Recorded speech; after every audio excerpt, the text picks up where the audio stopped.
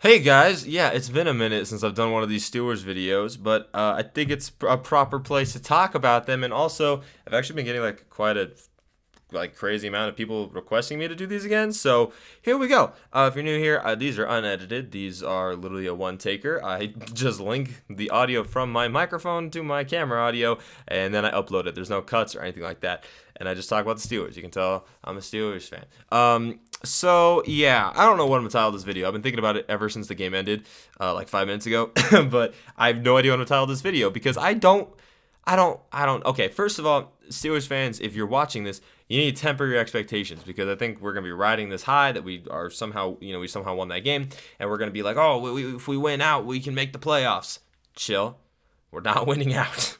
Okay, first of all, that means we'd have to beat the Chiefs, and then also in 4 straight weeks beat the Titans, the Chiefs, the Browns, and then the Ravens. And I don't know if the next 3 games are winnable.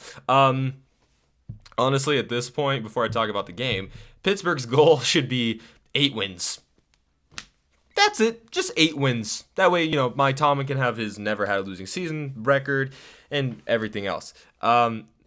I listen. I mean, unless like Lamar continues to be sick, I really don't think that we'll beat Baltimore, especially since the game is in Baltimore. And I believe I could be wrong. Let me check. I believe that the Browns game is in Pittsburgh. It's Monday night, so that's gonna be a heart attack of a game. I don't even care. But I mean, the Chiefs game next week, Steelers fans, it's over. The only way we win this game is because Pittsburgh does a typical Pittsburgh, and for some reason we play up to competition the same way we play down to competition. Cough, cough, the Lions game. Also, people have been talking about the Lions game a lot lately, obviously because, if we win that game, we're 8-6 instead of 7-6-1. I think one thing that everyone tends to forget is Ben didn't play in that game. Ben was out, and we tied because of Mason Rudolph, and honestly, we had 2 fumbles in overtime, so we probably should have won that game. I'm trying to justify the fact that we should have won against the now 2-11-1 Lions, but whatever. Anyways, for this game, yeah, okay. Just like, if you're just a box score watcher, like, this would have been like the most garbage game to watch, like, to look at ever, and probably like would not want to watch this, and I don't blame you. I mean, Pittsburgh was down 13-3 going to halftime. Speaking of halftime, bro, Mike Tomlin, I love you. He's gonna watch this. I love you. Genuinely, I think you get way too much crap in Steeler Nation. I think that Steeler Nation has been spoiled by the recent success for the last. I'm 21, and I'm only disappointed by the Steelers in like game situations, not by seasons, because we rarely have losing seasons. So I think that the fan base has been spoiled by you, and they don't really appreciate how good of a head coach you are. But dude, your clock management in the final 2 minutes of the first half was atrocious. It's first and goal with I think like 1:45 for Tennessee. Tennessee has all 3 timeouts. This is something Tony Romo pointed out. So if we're using our timeouts, we're not like helping them in any way. I mean, obviously we kind of are because they're keeping their timeouts. But like if they were trying to score really fast, they would be using their timeouts. But clearly they weren't using their timeouts because they wanted to run the clock. And you use your first timeout with 20 seconds left? And then you, like, granted, we almost hit a 56-yard field goal with Boswell, but you can't rely on a 56-yard. If you use the timeout there, and we do hold them to a field goal, but you're going timeout, timeout, timeout, we have 1:30 left, and we can probably still get a field goal because our offense couldn't score a touchdown to save their lives today. But, I mean, that's still 3 more points, and that gives us less of a heart attack with the last 20 seconds of this game. And we win, 22-13 instead of 19-13. Speaking of field goals, Chris Boswell is the MVP of this season. That's just how it is. He's probably scored the most points out of any other Steeler this year. I think he's also the most underrated kicker in the league. I think he's the second best kicker behind Justin Tucker. He's consistent. He does his thing. Whoop-de freaking do. He missed a 56-yarder, and he missed, I think it was an extra point last week or the week before. It's gonna happen. Every goat misses every once in a while. But I mean, like, look at this box score here. Chris Boswell, 36-yard field goal. Big Ben rush touchdown. Chris Boswell, 28-yard field goal. Chris Boswell, 46-yard field goal. Chris Boswell, 48-yard field goal. Like, what? The defense forces 4 turnovers and we can't get 1 touchdown. Like the Chargers game, right? They were in the red zone, or they were in the 5 4 times, and they didn't get a touchdown any of those 4 times. But it wasn't because their offense didn't have the talent. It's because it was like 4th and goal every single time, and they just were unable to convert. Pittsburgh couldn't even get to the 5. That's the crazy thing.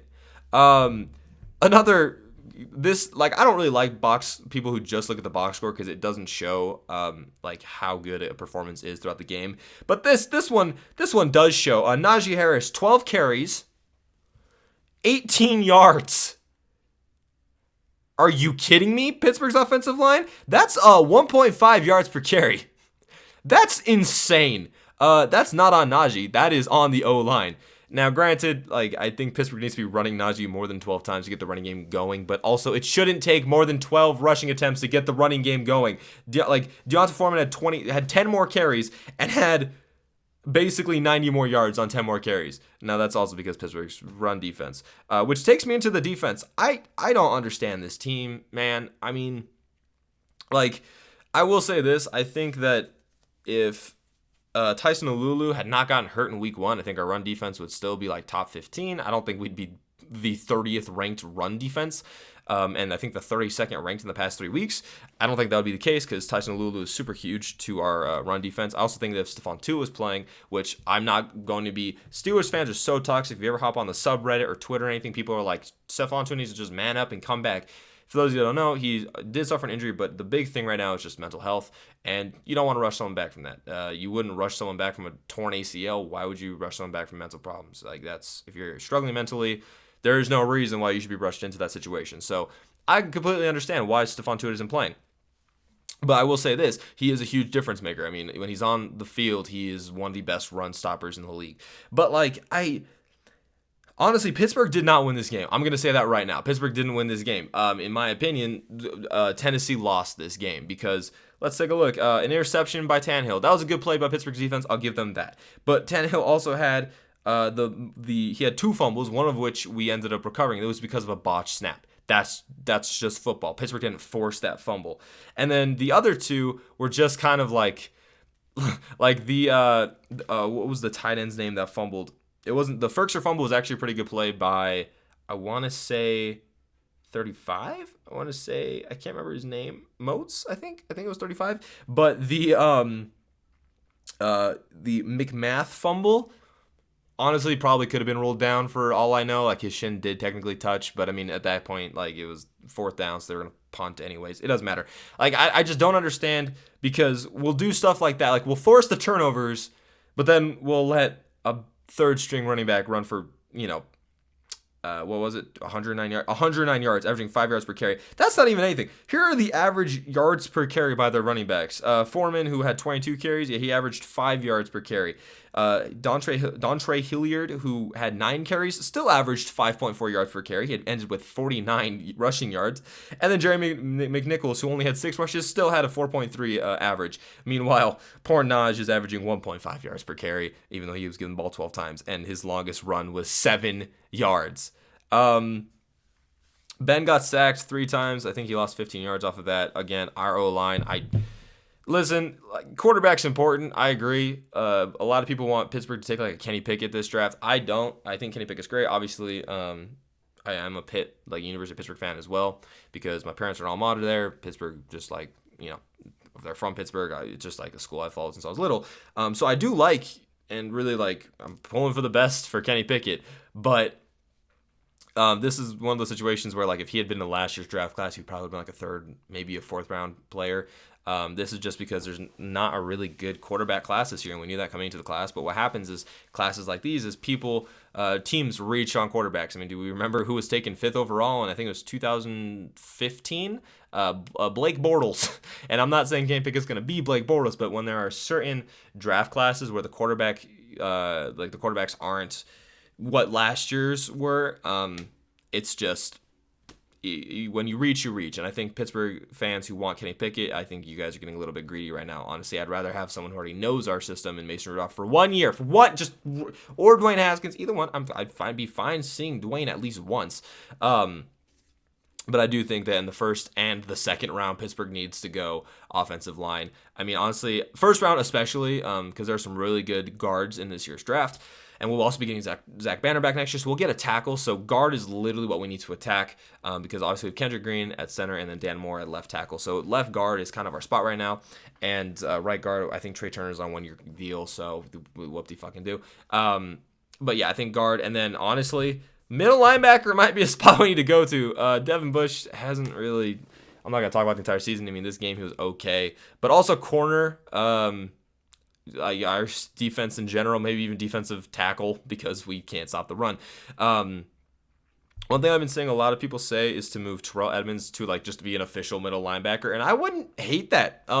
He literally just plays nickel linebacker and sub linebacker in like dime and nickel sets anyways, and he rarely does play strong safety. So maybe we draft a strong safety and just put Edmonds at middle linebacker because I mean he can hit, he can tackle, and he's really fast. So I mean that's not a bad case scenario to have. He also has good hands. Like if he was a middle linebacker, he'd have good hands for a middle linebacker. So I think that might be the best situation, but we'll see what happens. Haven't really been talking about this game. Big Ben needs to get a little more praise. Something that Tony Romo was talking about that I hadn't really thought about until this year was the last 2 years. The thing that Ben's been getting like a lot of shit about is the fact that he throws the ball short, which I even was like, can we throw the ball deep? And Tony Romo brought something up. He was like, oh, and I think Tony Romo even said, oh, like as if he just noticed this as well. He's like, oh, Ben can't throw the ball more than like 3 yards in front of him because he doesn't have time. And I sat there and I was like, holy shit. That's why. Ben has not had time in the last 2 seasons. Like, yeah, obviously our offensive line is worse this year than it was last year, but last year it wasn't that much better. Alejandro Villanueva was getting old. We saw Marquise Pouncey towards the end of his run. David DeCastro was off and on with injuries.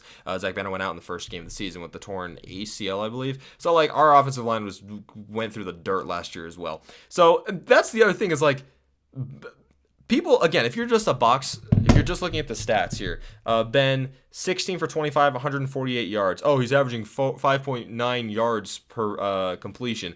Yeah, because he doesn't have time to wait or do anything else. And I will say he's been throwing dots. If you watched the Thursday night game last week, the throw to Freiermuth was amazing. He threw a great down the seam pass to Claypool, which honestly Tennessee's defense just made a great play on. So like Ben has not, in my opinion, been the issue of this offense. And like I said earlier, that Boswell has been the player, the MVP of the season. Honestly, I think Ben could be second in that because he's doing his best and getting shit on the entire time. And he's taking every single time someone shits on him. It's just like, I guess that's me. He's just taking it.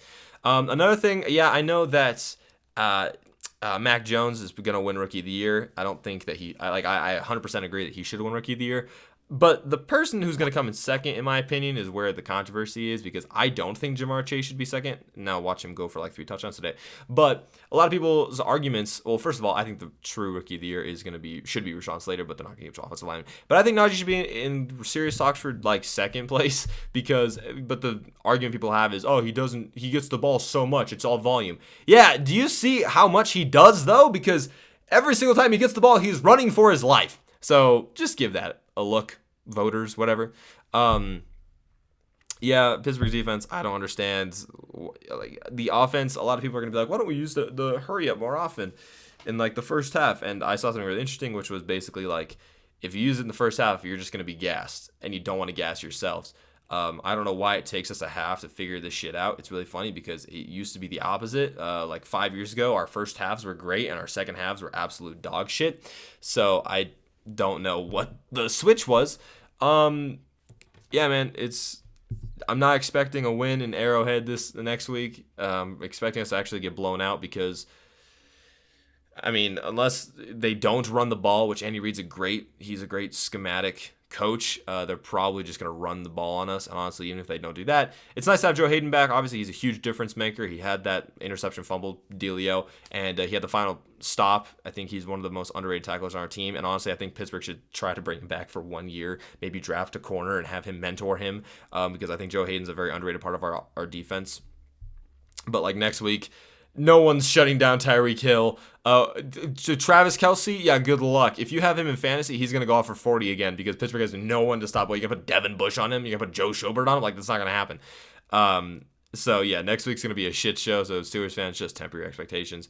Browns and Ravens games, I don't know.